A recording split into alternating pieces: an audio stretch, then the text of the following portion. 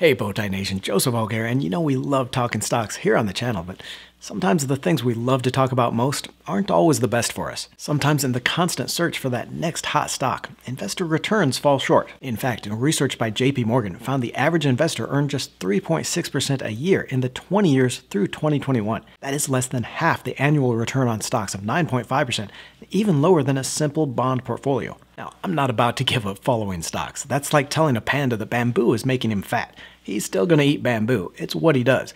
But it does mean we all need a little bit more market return in our portfolio, and we get that return through a passive investing strategy. So sit back, my little panda bears, and I'm going to take you step by step to passive investing, how to set it up, and how to use it in your current portfolio. And here, it's all going to start with thinking through your financial goals. I know, how exciting talking about financial goals. That and a warm glass of milk, and you can put a meth addict to sleep. Folks, this is where you need to start. Knowing your financial goals, I mean actually writing them out, is not only going to give you the critical motivation you need when investing gets tough, but it's also going to show you exactly how much money you need to reach those goals. It always amazes me how many people start investing without actually knowing exactly how much they're going to need from their investments. You wouldn't start a race without knowing where the finish line is, would you? So the first thing you're going to do is just write out your bucket list, your goals for this money. And now don't half-ass this. Spend some time really thinking through what a perfect retirement looks like to you, even if it's just something that takes a week to do. And with that, you're going to close your eyes and imagine what it's going to be like on a daily basis. Create that mental picture of your goals, all the way down to where you're going to live, even the people around you. Because not only are we going to use these goals in our next step to find exactly how much money and the return you'll need, but anytime savings or investing gets rough, and believe me folks, it is going to get rough, then you're going to take out that mental picture and it's going to motivate you to keep saving, to keep putting your money to work. Now, even this passive investing strategy is going to need some monitoring. And for that, you've got today's sponsor, Passive, a portfolio tracking and monitoring platform that's going to show you all your investments in one place. Passive connects directly with your brokerage accounts. Here you can see I've connected accounts from Robinhood and E-Trade, including multiple accounts in each. You'll get detailed reporting on everything from dividends to how much you have in different ETFs and stocks. Like the name implies, Passive is a tool for investors that want to take the guesswork out of investing. More importantly, want to stick with a plan. For this, and I hate to steal my own thunder here, but Passive is a great tool for rebalancing your passive investments, a critical step in a strategy that I'll show you later. With Passive, you'll be able to see how much you have in each stock or those broader index funds of stocks or bonds. You're going to be able to set your percentage on each in your portfolio.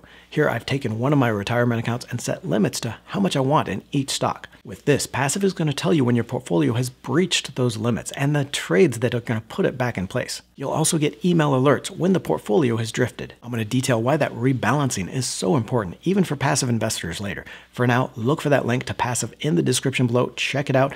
The free plan is going to get you started with this automated tracking, dividend notifications, just help you keep on track of multiple portfolios. Or try out the Elite plan with a 100% money-back guarantee. Back to our steps though, and using that mental picture of your financial goals, you're going to use that to figure out exactly how much you'll need and how much you can invest. Don't worry about inflation yet, just plan out those goals and find out how much it's going to cost you on a monthly basis to meet that.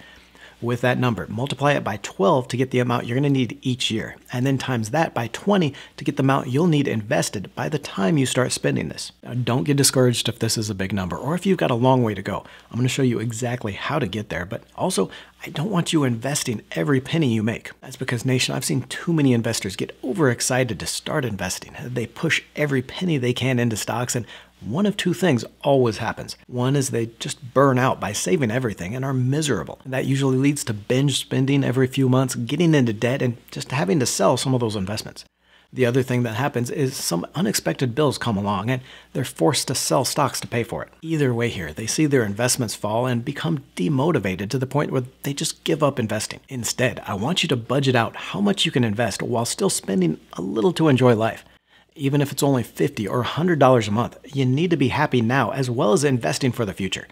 Also, start saving up at least $1,500 in an emergency fund for those unexpected expenses so you aren't forced to sell your stocks. Now, you've already got the building blocks for your plan. Now we're going to find the return you need on your investments to reach those goals. You can use any investing calculator here on the internet. We're going to use this free one here, and you're going to be putting in how much you need, the starting amount you have, and how much you invest to find that return that you need to get there. For example here, let's say we want $1,250,000. We've got started with $35,000 so far.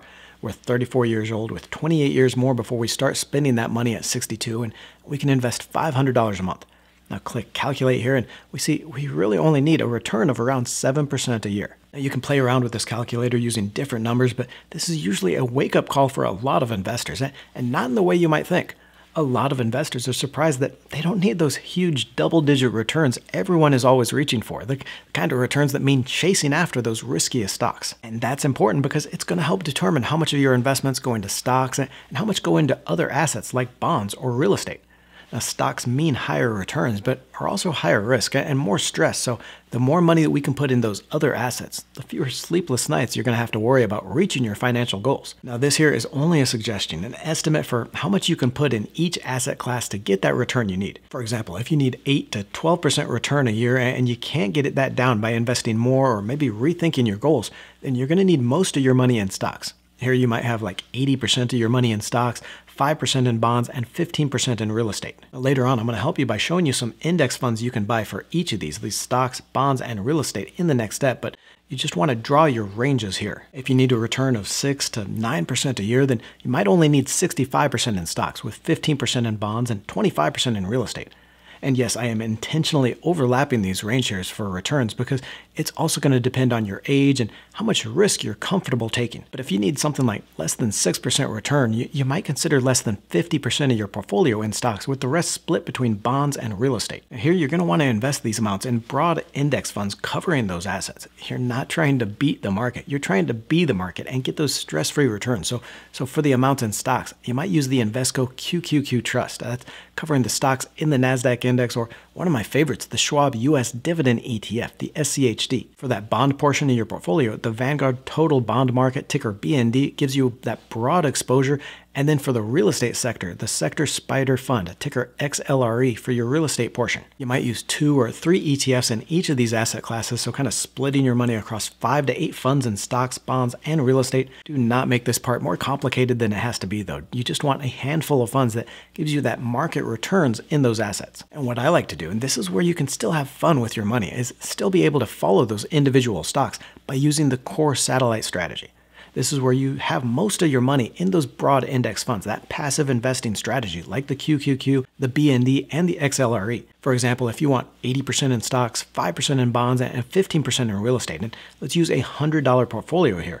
That would mean $80 in the stock fund, $5 in bonds, and 15% or $15 in the real estate fund. But now with the core satellite strategy, maybe you put $65 in the stock fund, $5 in the bond fund, and $10 in the real estate fund. Then with the money you've got left over in each of those assets, maybe the extra $15 or 15% of your stock portion, and that 5% you still have in real estate to invest, with that you invest in just a handful of stocks or real estate stocks you really like. This way you're still going to get that broad, stress-free market returns with most of your money, but also the excitement and the opportunity to follow stocks for higher returns. You've set up your passive investing portfolio. Now it's just a matter of rebalancing every few years or when those percentages drift more than 5 or 10% from where you want to be. This is where that passive platform can help, allowing you to set a percentage for how much you want in stocks, bond ETFs, and real estate funds, and then alerting you when that portfolio needs to be rebalanced. Folks, I know it's not as sexy as talking about the next hot stock, but this will help you reach your financial goals, and it'll do it in less time and less stress. Make tracking and rebalancing your portfolio easy with the passive app and the link below, or click on the video to the right for my favorite high dividend index funds, funds that pay you the most. Don't forget to join the Let's Talk Money community by tapping that subscribe button and clicking the bell notification.